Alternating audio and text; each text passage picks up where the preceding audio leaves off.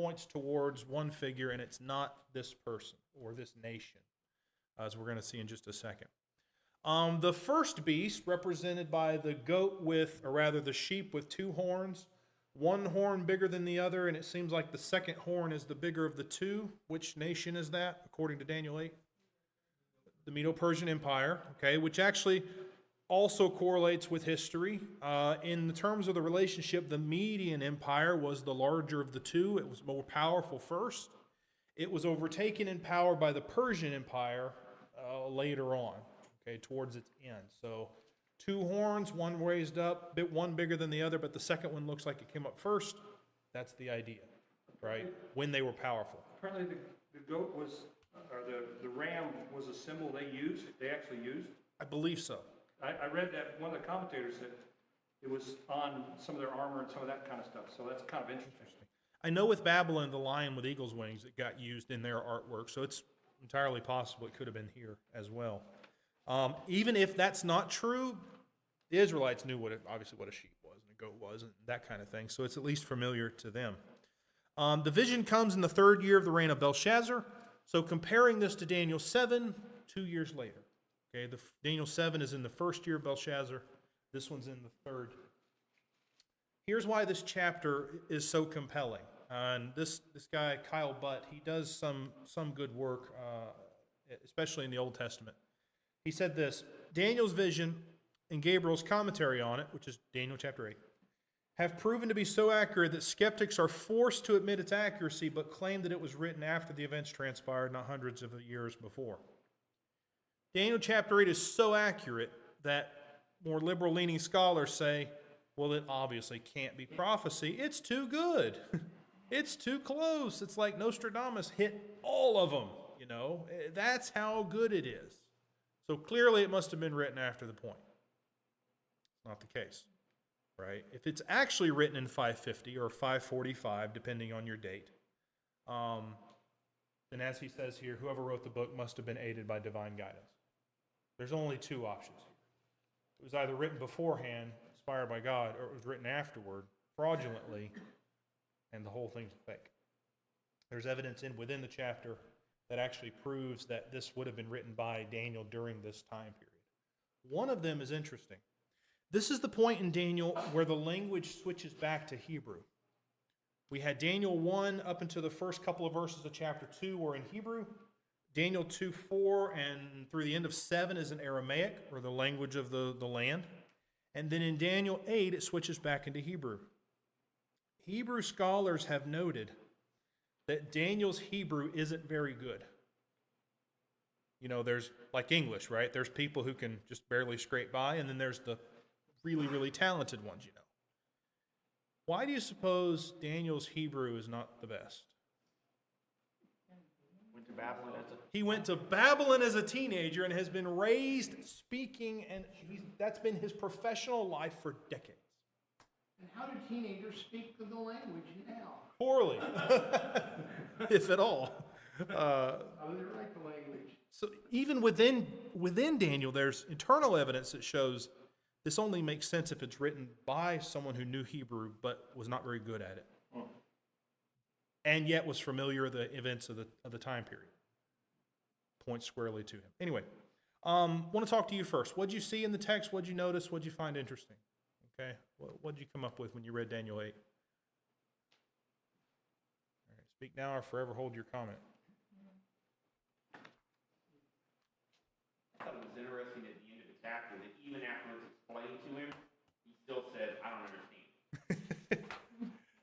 Absolutely. You talking about evidence for this was written by Daniel?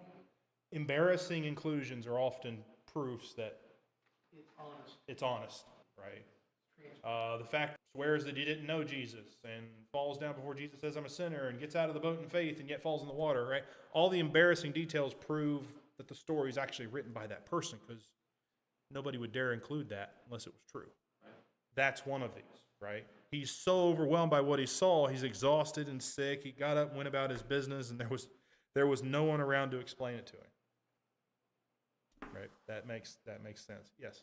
But it didn't seem like he tied the dream, Nebuchadnezzar's vision or dream. He didn't put those two At the moment, maybe not. Just comes across that way, which kind of surprising. This may be a description of his more immediate reaction. Maybe he comes to it later, comes to understand it better later on. At the moment, he's astounded by it. Even though Gabriel explains it to him, think about it, there's still a lot here, right, that he would have to sort of sort through. All right, what else? Yes. You just mentioned it, and what I had in my mind, verse 27. This had to be so powerful on Daniel that it physically made him ill. And I think that's interesting. Don't you find it fascinating? He fainted, and he was sick for several days. Yeah, and this is after it's over with. Yeah, I know. In the middle of the vision, he's approached by someone who's described as Gabriel. First time Gabriel's mentioned in Scripture, by the way. And when Gabriel is told by someone else, Gabriel, go tell him what this means. Right. By the way, who would that be? God. Had to be God, or at least someone, Yeah. like that. Go tell him what it means. And then as he's talking to him, he falls into a deep sleep with his face to the ground. He does the same thing Abraham did when God approaches to enter into covenant with him in Genesis. He does the same thing God made Adam do in Genesis 2, right? Same kind of thing. He's overwhelmed by the presence of God, and he faints as if dead, you might say. But then he's like, hey, get up. It's like, I love that in Ezekiel, right? When Ezekiel I can't do it, and then God just picks him up and says, no, you're going to. And then they carry on, right? This is the same sort of deal here. Never doubt for a second, if someone's in the presence of deity, they will not stand there and argue. They will not stand there and question. They will not stand there and say, hey, I got a question. When someone's truly in the presence of God, it is overwhelming. It's terrifying. It's like we cannot fathom how to even deal with it. It was that way for angels too. It was that way for Jesus, but that's another reference. I'm going to talk about it later. Any other references? Any other things? Daniel 8, you saw it was interesting. It's a really good story. I can't wait to tell it. Yeah. One thing I thought was interesting in it was that it mentions saints. And that's a word that just seems out of place in the Old Testament. Mm-hmm. That's a New Testament word, not an Old Testament word. I thought that was just... It's a both word, and it doesn't get used terribly often in the Old Testament. What does it mean, though?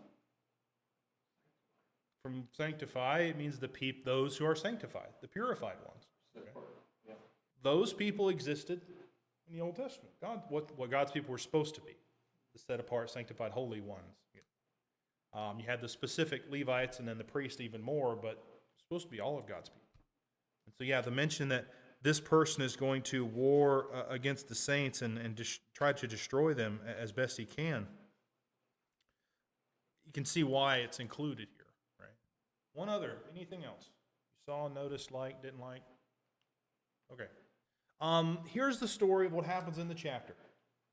So, this is again written in Hebrew, which would indicate to us that this is less about the nations and more about Israel, right? The sections of Daniel that are written in Aramaic would be concerning mostly the nations around them, okay, in some sense or another. When we switch back to Hebrew, this is kind of like, okay, now this stuff's for you. Here's the things you as a nation, as a people, need to be worried about. The next person in Israel's history that they would really need to be worried about is a man named Antiochus Epiphanes, or Antiochus Epiphanes, however you like to say it. I like Antiochus because it kind of rolls a little bit better. Antiochus Epiphanes is the next big threat to Israel.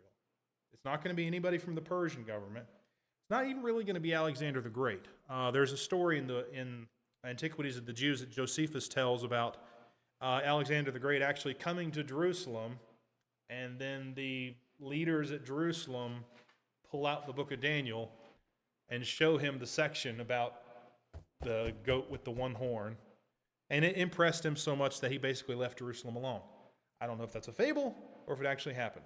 It's Josephus, so maybe 60-40, right? Did happen, didn't happen, we don't know. But they're left alone by the Grecians by and large. It's the Seleucid Empire, specifically Antiochus IV, or Antiochus Epiphanes, or Antiochus, that causes them the most trouble. This vision concerns them. To set the scene for that, we have these animals. The ram with two horns represents the Medo-Persian Empire. They are conquered rather rapidly by the Grecian Empire led by Alexander the Great. He was the big horn on the goat, right? On the goat whose feet didn't touch the ground because it moves so fast. Conquers and destroys and throws down. In the middle of his power, the great horn is broken, which would mean The rule was over. their rule, not specifically, but his rule. His rule. If the great horn is Alexander the Great horn's broken, He died. it's over, right? He's done. At the height of his power, he's going to go away. In place of that, 4 horns spring up in its place. Remember, horns represent leaders or powers, okay? So in place of the one Grecian Empire, there's actually a split. We'll talk about it in a moment. In the midst of that empire, one horn raises up, grows great, overthrows the sanctuary, and removes regular sacrifice. What's the sanctuary? Most of the times we read about sanctuary, what or where are we talking about? Temple. The temple. So whatever this person does is going to have to do with the temple and the removal of sacrifice. So this pertains to after they've already come back. Of course, they come back during the Persian Empire. At some point, this one terrible leader is going to come back. He's going to stop the regular daily sacrifices. You see why this one person is such a threat to Israel specifically? Not on the world history stage does he matter a whole lot. He kind of does, but he kind of doesn't. To Israel, he's going to matter a ton because he's going to affect their sacrifices. And that's huge. Their relationship with Yahweh is going to be threatened. Daniel falls on his face, and this one named Gabriel explains it to him, the meaning of the vision. Like I said earlier, this is the first time Gabriel's name is mentioned in Scripture. He gets mentioned again in the book of Daniel. When do we typically think about Gabriel? Why does Gabriel matter to us? He makes a rather important announcement later. A couple of them, actually. He announces to Mary that she's going to give birth to a son, and he makes one more important announcement just prior to that. He announces the birth of John the Baptist. Okay, Luke, I believe it is, but it's both of those in succession. So that's why we remember his name most. So someone that delivers important messages, that's Gabriel. All right. Gabriel explains the meaning of the vision, which is another reason why Daniel 8 is great. We don't have to slog through what all this stuff means. He just says it right out. Right? The ram is the kings of Media and Persia. The shaggy goat with the one horn in the middle is the next empire, the Grecian Empire. That one horn is going to be Alexander the Great. We have to fill that part in from history. He is broken. Subsequent kingdoms rise up. In the middle of that, a little horn's going to rise up, and he's going to be a real terrible human being. Okay, he's insolent, skilled in intrigue. Okay, it actually has to do with how he came to the throne. Antiochus IV wasn't the next ruler on the Seleucid lineage. He actually assumes that from his brother, I believe. Kind of talks his way into it. And once he gets in there, he does terrible things specifically to God's people. How would this person be dealt with? How would he meet his end, according to Daniel 8? So, I think it's like 24, 25, 26. He would fall how? Not by human hands. So by some agency other than assassinated, natural causes, whatever, he's going to die and meet his end. Okay. So even though this terrible person is going to rise up, he's going to attack your ability to offer sacrifice to God, which is a big deal, is understating it. He's going to be dealt with, and you're going to go on, right? So really the whole vision circles around this one person and what he would do and how that would be a threat. Everything else is, leading to it. Yep. And if I'm not mistaken, right, as a result of what he does, it so incenses the Jews that they finally rise up against him, and they drive the Seleucids away for at least a period of time. Judas Maccabeus from the books of 1st and 2nd Maccabees actually tells the story of how the Jews rose up and ousted the Seleucids and got them out of their town, reinstated regular sacrifice. The holiday that's associated with that event, Hanukkah. All right, the menorah, the candles, it has to do with it. Yep. One of the things I looked at said that he had built on the bronze altar, the statue of Zeus. Yes. I don't know if you've So that's the doing away with the sacrifices. It wasn't just that he said no more Yahweh worship. He put a statue of Zeus on the altar, according to Josephus, I believe in 1 Maccabees 2. And then not only that, but he does something you might say is even worse. He offers swine on the altar of burnt offering, which is, time out. They couldn't even eat it, right? The ultimate insult to God is to offer swine on the altar. So that's what he does. He desecrates the altar. It's the event that later in Daniel chapter 11, it's called the abomination of desolation. And that phrase is familiar because Jesus uses it in Matthew 24. He says, a day is coming which is like that one, as terrible as that one. He was referring to Jerusalem falling, AD 70, right? But the events mentioned here, it gets more detail in Daniel 11. Jesus references it in Matthew 24. All right. So I mentioned a couple of these already. This is during the third year of Belshazzar. It's either 550 or 545 BC. So some 400 years or so prior to the event, this whole history of what's about to happen is told. This is, of course, back in Hebrew. Daniel writes this. It looks from a first-person perspective because he says there in 8 and verse 15, he says, I, Daniel, and then I sought to understand it. The whole thing's written from his point of view. Okay, sometimes it switches. It's written from his point of view. When he references the time of the end, it's not talking about the end of history time. The time of the end is within scope of whatever's being talked about here. So whatever's coming at the end of that period, that's what's being referenced. All right, it's not talking about the end of all time. Here's the story in pictures. Daniel is in the city of Susa.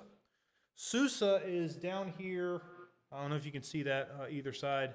Actually really, really, really close to where Abraham would have come from originally. Okay, Ur of Chaldees was many hundreds of years earlier down in this area. Susa happens to be there, okay, capital city. I believe it gets a different name later, but I could check on that. The Persian Empire rules all of this area.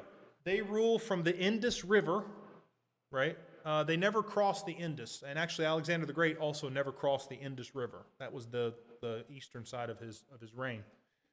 This was the territory ruled by the Medes and Persians. They controlled all of old Babylon.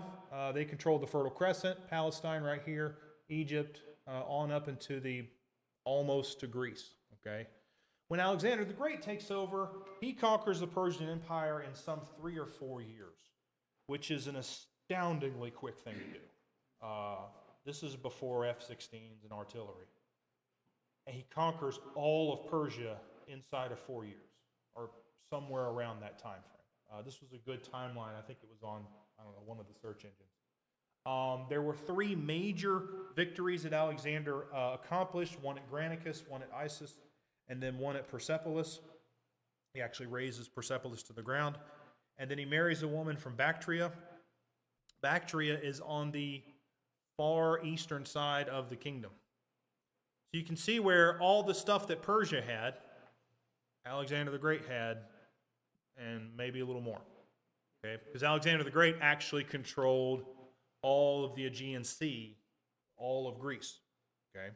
So his empire was greater even than the Persian Empire. And yet, at the height of his power, he falls ill.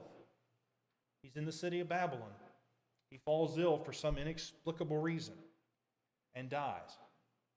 I had to put an X on him because he died. History tells us that Alexander the Great lay presumably dead for 6 days and didn't decompose. Medical specialists have looked back on that later and said, well, he might not have been dead yet. It's like the Princess Bride, right? He's not completely dead. Partially did. He was just partially dead.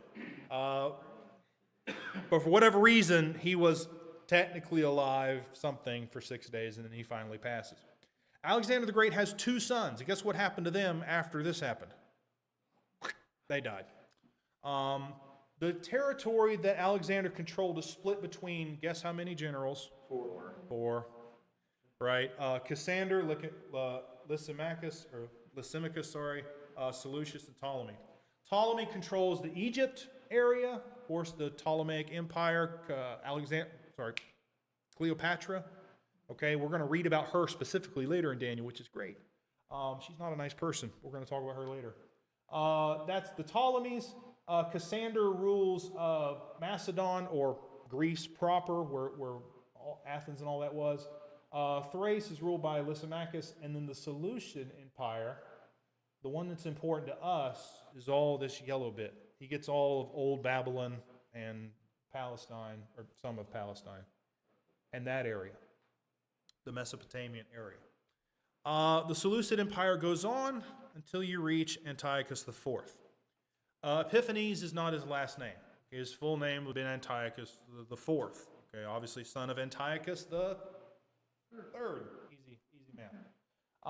He rules from 175 to 164 BC. That 9-year period is incredibly important. During that time period, he actually conquers all of Palestine and goes down to fight against Egypt.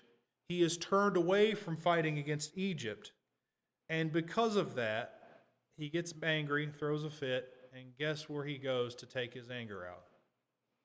Jerusalem. As he's thwarted from defeating the Egyptians, he turns around like an angry kid and takes it out on Jerusalem on the way back. In your text, look down, if you will, at Daniel 8. You'll notice that this person, whoever he is, well, we know who he is, but it says that he speaks out. Let me find the reference. He magnified, in verse 11, he magnified himself to be equal with the commander of the host. What did this person think he was? He thought he was God. Or he elevated himself to that level. Now, what happens in Daniel when you assume yourself to be God? Bad things. What happened to Nebuchadnezzar? He turned into an animal. What happened to Belshazzar? He was murdered the same night, right? When you believe you're God, bad things happen. This is a coin they found. On the left is what's supposed to be his image. On the right is an inscription. The inscription says, Basilius Antiochus Theos Epiphanes. Basilius, king. Antiochus, Theos is the word God. So the name Epiphanes is where we get our word epiphany from, right? A revelation, a manifestation, right? A bright idea. This was not his most bright idea, to call himself God. But he says, apparently I am God. And that's what he thought of himself. By the way, if you want to buy one of these coins, it's somewhere in the area of $18,000. Give or take, right? I found one on German eBay, but I don't speak German, so I couldn't buy it. Here's the thing that Daniel 8's concerned about. We wouldn't care about Antiochus IV unless this happened. He comes back from a failed conquest of Egypt and goes into Jerusalem and obliterates the city. And this is the real bad event. It's one thing, Jerusalem's been destroyed before, but this is something that not even Nebuchadnezzar did, right? Or any of the previous people who had dealt with Jerusalem. He went in, built an altar to Zeus on the altar to Yahweh, to God, and then, as we mentioned earlier, offered swine on the altar. This is the part in Daniel 8 where it says that it removed the regular sacrifice and the place of his sanctuary was thrown down. That's the part being talked about. Okay, this is what this person would do. And this is why he's such a great threat to Israel. Now, a little later, we said this already, this person would be thrown down, or rather would be destroyed, okay, but not by human hands. That's precisely what happens to Antiochus IV. He dies far away from wherever he is. This painting actually depicts him as having fallen out of his chariot, not exactly the way historians believe it to have happened, but he gets the red X too, because he was destroyed by human hand, or without human hands. Depending on which historian you talk to, all of them would agree that he didn't die in war, he didn't die by natural causes, or even falling out of a chariot. Something happened to him.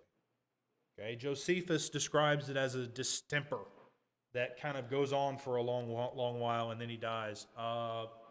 Polybius, I believe it is, says that he was smitten with madness. He was seeing things. He went crazy. I won't pronounce his name, but it says that he was driven mad by certain apparitions and died of disease. Which one? We don't know. The Roman historian Appian said he died of wasting disease. Which historian you talk to from that age? For one, they've been dead for a few centuries now, but they didn't exactly agree on how. But it's clear from all of them, he died without human hand. He died just of something for some inexplicable reason. Well, we can explain it, but they couldn't exactly do much with it. This is what I mean by Daniel chapter 8's a compelling chapter. Because once you highlight all of the things that happen in order, it's like, yeah, this had to have come from God. This is 400 years early to, Daniel in the midst of a nation that's going to be conquered by a nation that doesn't exist yet, that's going to be split up into a nation that doesn't exist yet. And yet it happens down the line, everything perfect. Yep. When they went back, I thought they were in good stead with God and God would protect them. What in the world? Were they doing something else going on in Jerusalem that God would not have been pleased with? Not that I know of. Not off the top of my head. So it's not so severe that they would do those things in the temple. It seems like specific, as punishment. That looks like something. If so, I'm not sure what it would have been. There are times when they're persecuted because they did evil, and there's sometimes they're persecuted just because they're God's people, right? This person took particular offense to the fact that they wouldn't recognize him as God. Right, so think about an early version of what the Caesars would do to Christians. Maybe that's part of the motivation. Right? Well, you don't think I'm God? Watch this. And then he goes on. Okay, that's the story. Wow, we have like 15 minutes. All right, what would the original audience have done with this information? I feel like this is like repeating the same points over, but Daniel's a pretty consistent book interpretation-wise. What do we do with what we've been given? What would someone reading this, an Israelite or someone like that, what would they have done with all this information? Yes.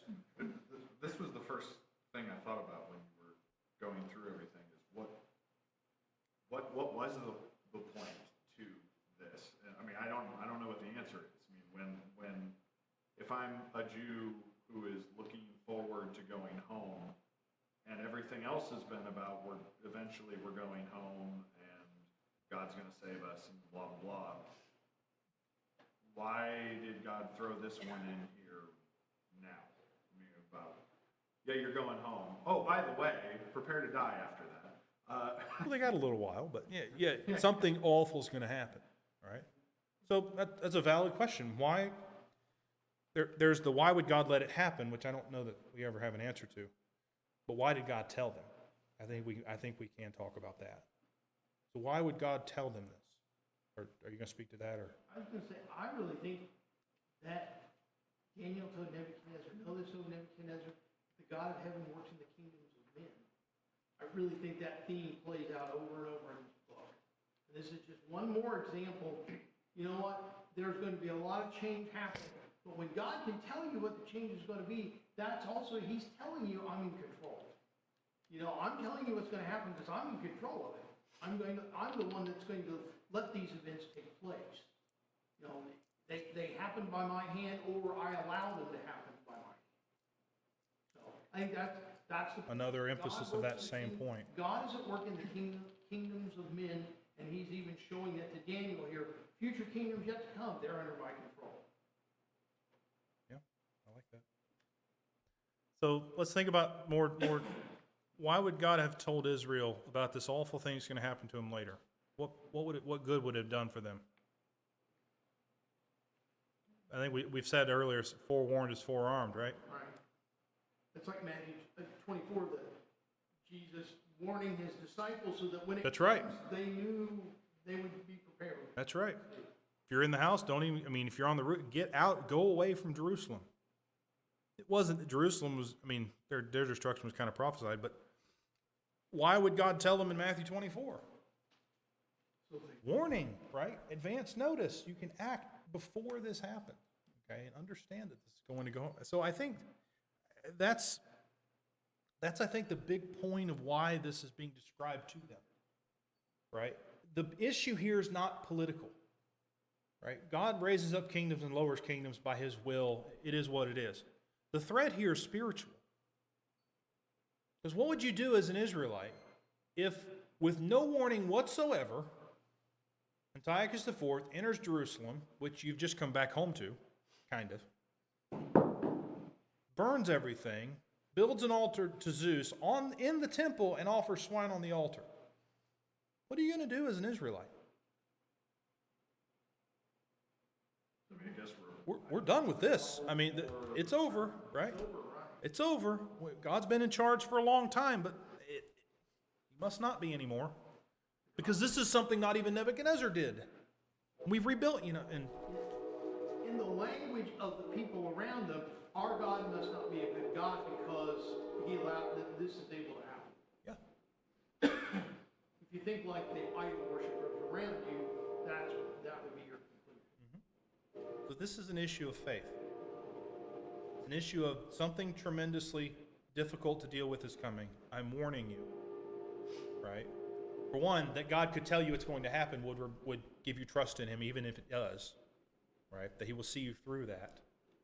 It's going to come up, but this king's going to fall, and I'm still in charge, right? The threat is faith, I think. It's not politics. So this is, God, yes, he protects his people, but he also enlightens them. He prepares them in a way that no other God can. There aren't any other actual gods, they're false gods, but none of them have a great track record of predicting the future, right? God has a perfect one, yeah.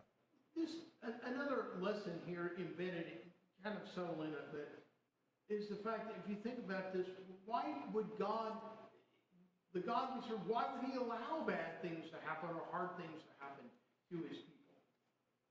It's interesting.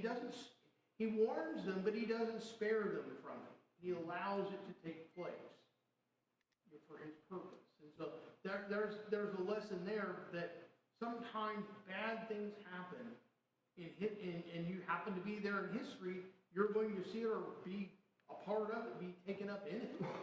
But God allows those things to happen. They're part of his purpose, that he still provides you the means to get through that and come through it okay.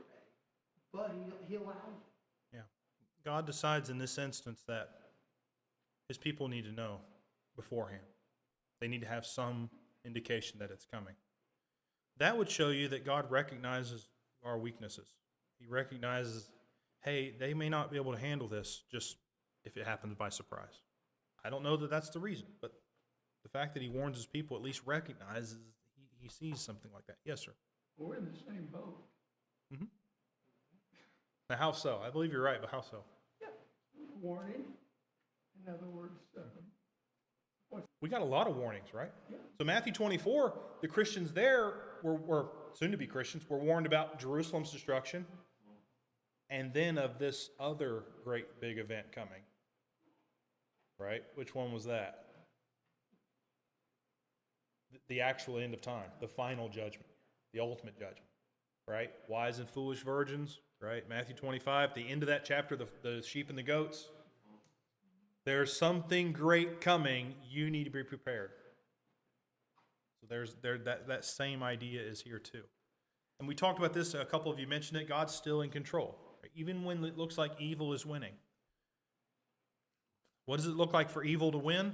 It looks like an enemy king building a false god's idol on your altar and burning a pig on top of it. What would that even appear to look like today? I don't know. If they started burning church buildings, and building something on top of them, it would look like we've been abandoned, we've lost all hope. Right? But it passed. Yep. oh, sir, we're going to have a stand judgment. We know that. But Jesus, Jesus warned us of our yeah. big event coming. Lastly, Antiochus Epiphanes can call himself whatever he wants. But it reminded me of Psalm 2. right?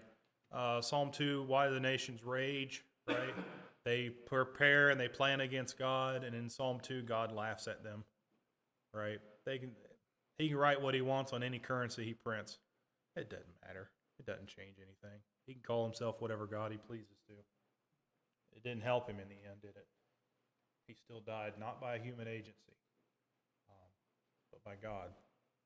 Okay, one thing in this text that is a bit confusing, I'm going to spend just a moment on it.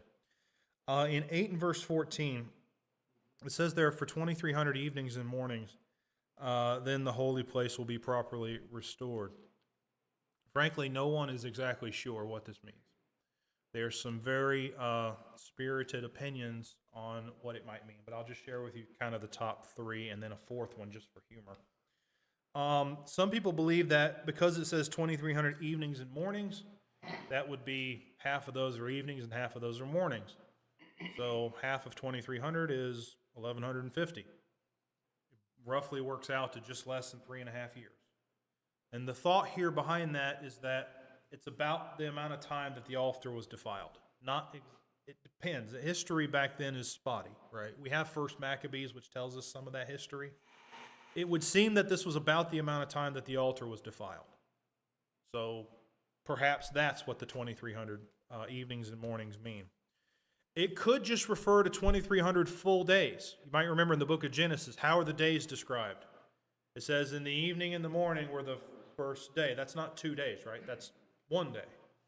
The rain falls on the earth during the flood for 40 days and 40 nights. That's not 80 days, no. 20 days or 8, it's 40. So some take this as, well, it's the same thing, 2,300 days. That works out to just shy of 7 years. If it were 7 exactly, we would have no, but since it's just less than 7, we don't know. There's some things it might mean. It'd take a really long time to explain it. Some people think it's just a symbolic number. If you translate 2,300 days into years, it's like 6 years, 111 days. Symbolically, it would mean it's just less than 7. It's going to be for a while, but it's not going to be forever. If 7 is completion, right, then just less of 7 would be Less than complete. long, but not forever. So maybe that's the thought. For me, they all sort of sound okay. There's arguments for all of them. We're not exactly sure because nobody was sitting around going, oh, here was day 1 of 2,300, Would the incompleteness there perhaps be an indirect reference to the Jewish uprising against them driving them out? Possibly. That's the thing. We don't have, live video of when it happened, or even Even still picture. First Maccabees is our best history of the time period, right? Josephus later is recounting some of what First Maccabees says. The one that's completely bogus is the last one, where people take the days and translate it to years. Well, it's got to be 2,300 years in the future. For one, that would have nothing to do with Daniel's audience. What would that have mattered? 2.25 millennia later. But some people take that. William Miller, this is his picture down in the bottom left. He is the originator of Millerism, which led to the Seventh-day Adventists, okay, among other things. Rarely does good biblical interpretation start with the words, according to my calculation, right? Normally, you're getting ready to run down a rabbit hole, all right, and that's exactly what happens here. He translates the 2,300 into years and then puts the start of judgment at 1844. Most people who come up with a date for these things, the date is within their lifetime. You ever notice that? Look when Miller dies. Oh, it's within my lifetime. Well, he has to spend the next 4 years explaining why it didn't happen. And he does some gymnastics, and he comes up with this, it's the beginning of the investigative judgment. Like, God's investigating whether or not he should, like I said, okay, rabbit hole. How does it apply to us in 1 minute? Okay. How does it apply to Jesus? We mentioned this one already. The fact that Gabriel brought the message should remind us of Jesus. Okay? This is an important message. In Luke chapter 1, we get an important message both of John the Baptist and of Jesus. So seeing his name should ring those alarm bells for us. when Gabriel talks to Daniel, Daniel falls down because he's in the presence of he's in the presence of somewhat deity, right? Something between us and God, and it's overwhelming to him. In John's gospel, when Jesus identifies himself in the garden, when they ask him, "Are you Jesus of Nazareth?" and he says, "I am he," the Roman soldiers fall down for no good reason. Why? Same sort of reference. They're in the presence of deity, although they don't know it. Right? It's almost an involuntary thing. Something makes them fall down because they're in his presence. Antiochus Epiphanes called himself God manifest. Several times in John's gospel, it says that Jesus was manifested as God in some way or another. So the title he had for himself was actually the title that properly belonged to Jesus, that he was manifest of God.